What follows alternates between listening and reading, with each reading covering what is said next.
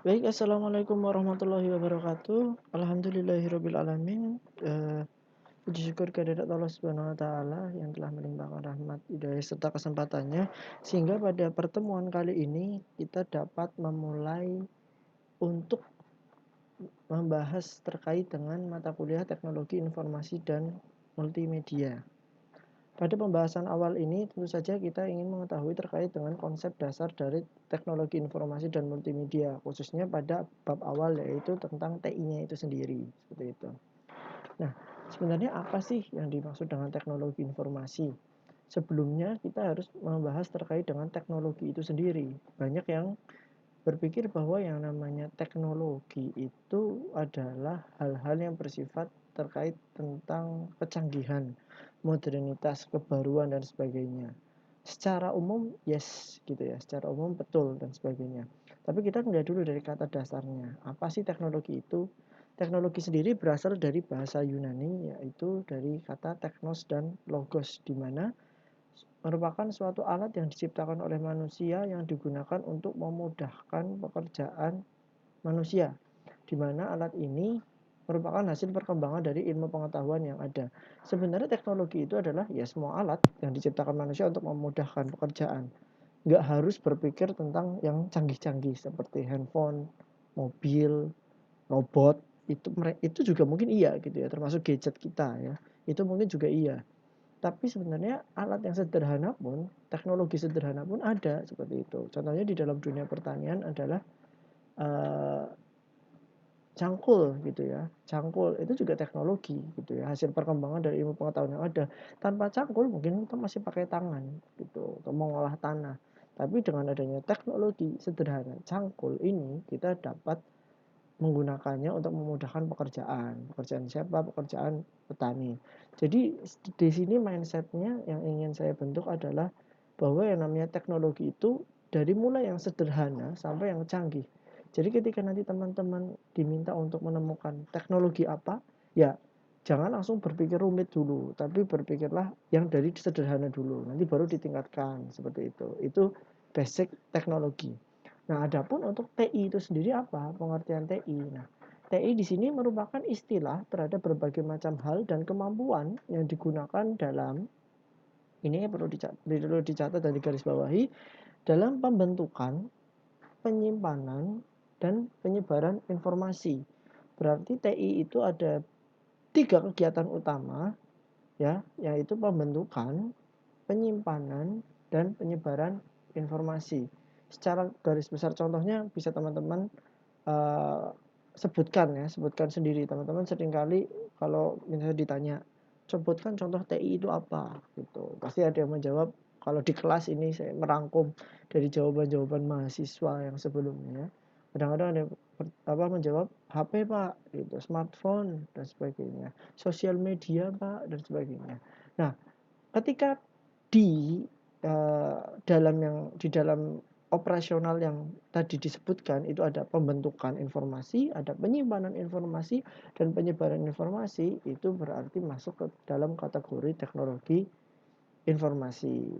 Sebagai contoh Instagram ya, Instagram ya. Masuk kategori ini enggak gitu. Pembentukan informasi, yes, pembentukan informasi karena di situ mungkin teman-teman bisa membuat story, Insta story atau sekedar untuk posting gambar dan video IGTV yang ada captionnya misalnya di situ.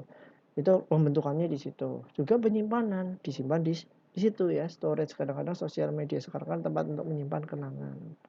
Dan juga penyebaran, nah disebarkan melalui viral ya, dengan viral di-share kembali dan sebagainya. Berarti itu masuk dalam kategori teknologi informasi. Tapi sebagai basicnya itu. Contohnya bisa macam-macam.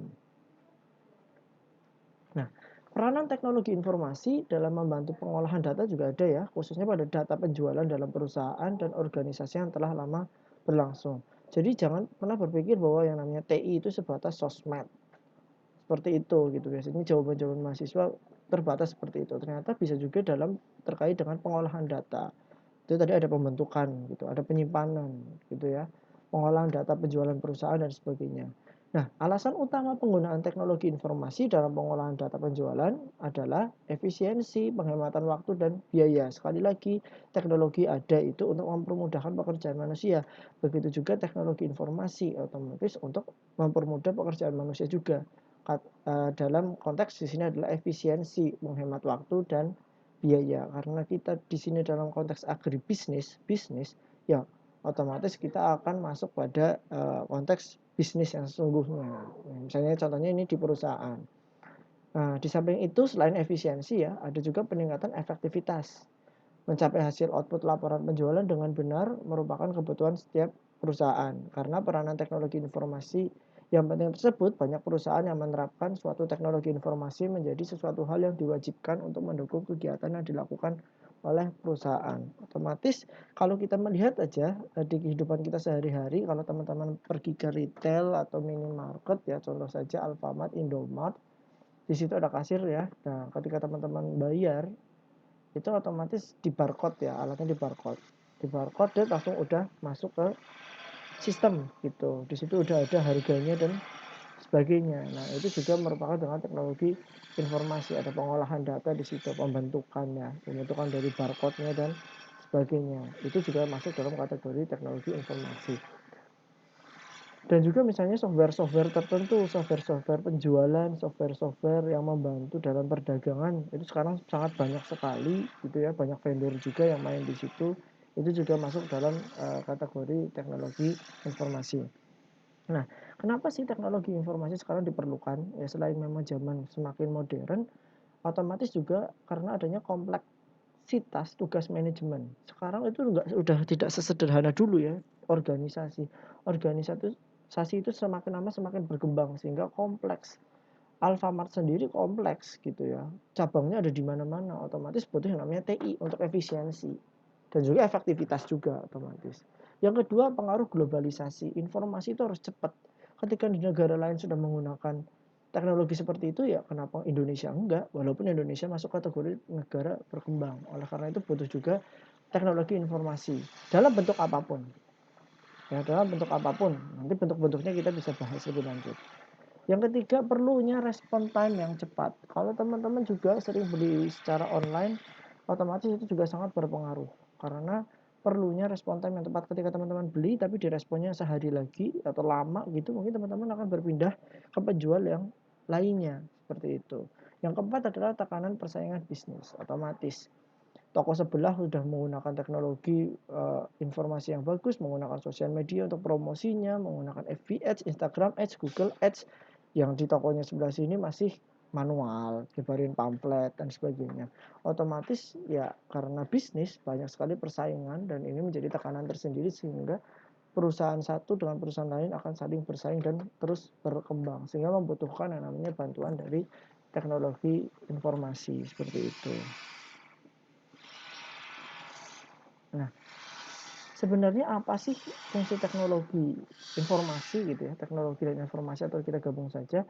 Setidaknya ada 5 peranan mendasar teknologi informasi di sebuah perusahaan. Ya, ada yang mendasar, sebenarnya banyak, tapi kita bahas yang paling mendasar saja. Yang pertama adalah fungsi operasional. Nah, fungsi operasional ini, operasi yang tiap hari dilakukan, akan membuat struktur organisasi menjadi lebih ramping karena telah diambil fungsinya oleh teknologi informasi. Kalau dulu contohnya dalam perusahaan itu ada yang namanya divisi penjualan atau divisi promosi menggunakan pamflet. Sekarang nggak perlu gitu, nggak perlu banyak-banyak orang untuk nyebarin pamflet. Cukup satu orang saja yang ahli di bidang TI atau ahli di bidang advertising melalui Facebook Ads, Google Ads, Instagram Ads itu udah clear, itu mencapai ribuan lagi. Kalau dulu mungkin nyebarin pamflet butuh 10 orang, 10 orang aja itu mungkin cuma satu kelurahan gitu. Nah, dari fungsi operasional ini cuma butuh satu. Makanya adanya disrupsi. Disrupsi itu apa? Yaitu pengurangan tenaga kerja. Oleh karena itu, TI sejatinya di bidang apapun itu sangat-sangat diperlukan. Oleh karenanya teman-teman yang ada di jurusan apapun termasuk agribisnis, at least basic-basic TI itu harus tahu gitu ya. Jangan sampai gaptek gitu. Kalau gaptek ya langsung belajar gitu. Belajarnya di mana? Banyak justru malah ilmu-ilmu TI yang aplikatif itu kita bisa cari di komunitas-komunitas yang mungkin ada di kanan kiri kita, seperti itu. Kemudian yang kedua adalah fungsi monitoring dan kontrol gitu. Nah, untuk memonitor dan mengontrol suatu organisasi, suatu perusahaan, itu tidak lagi harus kita satu-satu melihat satu-satu. Sudah ada teknologi, contohnya device untuk absen, ya. Kita nggak perlu nyentangin satu-satu, tapi ternyata sudah ada absen gitu. Walaupun masih kebanyakan didouble, manualan iya, yang otomatis absen otomatis juga iya, sebagai backup seperti itu. Kemudian yang kedua, kalau mau upload hasil pekerjaan ya udah tinggal upload aja. Yang mengerjakan mungkin di luar kota, bahkan di luar negeri, tapi tetap bisa terkontrol. Itu juga bisa gitu. Kinerja perusahaan dan sebagainya semuanya udah bisa pakai teknologi informasi. Bahkan ketika perkuliahan ini pun kalau teman-teman mengumpulkan tugas ya tinggal upload. Teman-teman mungkin ada di luar Purwokerto, ada yang di luar Jawa mungkin, bahkan mungkin ada yang di luar negeri, tetap bisa mengumpulkan tugas gitu. Oke, nomor 3, fungsi planning and decision.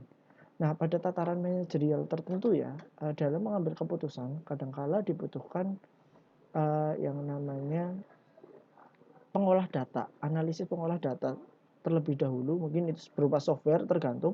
Kalau bahasanya keuangan ya ada software keuangan, kalau software riset operasi ya ada buat softwarenya tersendiri, di mana dari software itu nanti ditemukan hasil-hasil yang dimana itu akan mempengaruhi keputusan yang akan dikeluarkan oleh perusahaan. Contohnya seperti itu. Nanti teman-teman mungkin akan diajarkan bagaimana mengoperasikan, bukan di mata kuliah ini ya, di ekonometrika misalnya, bagaimana cara mengolah data menggunakan analisis statistik seperti itu salah satu contohnya. Di riset operasi juga mungkin ada seperti itu. Yang keempat, fungsi komunikasi.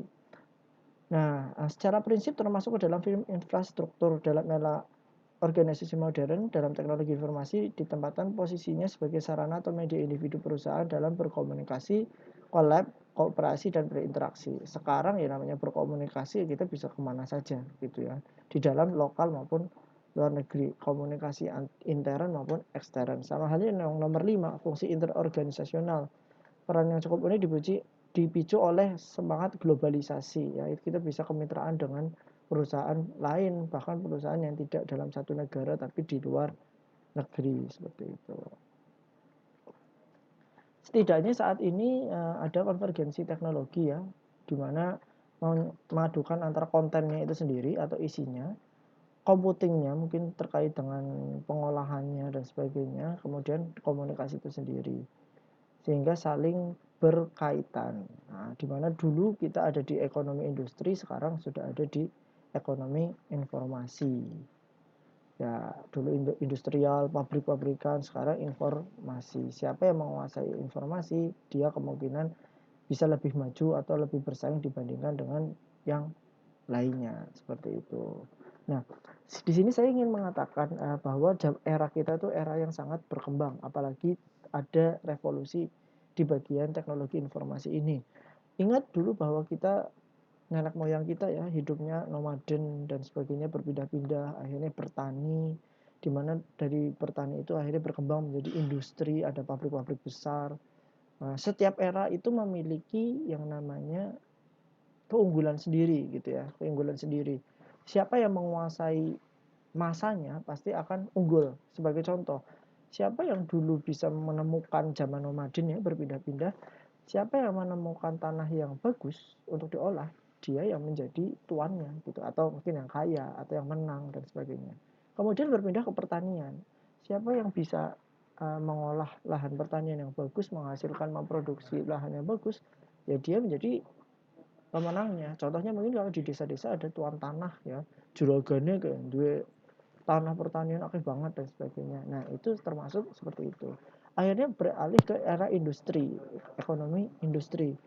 Yang punya pabrikan yang bisa menjadi produksi massal ya dia yang menang. Contohnya Indofood dan sebagainya. Indofood, Coca-Cola itu yang punya pabrik-pabrik akhirnya menjadi juragan ya, menjadi konglomerat dan sebagainya.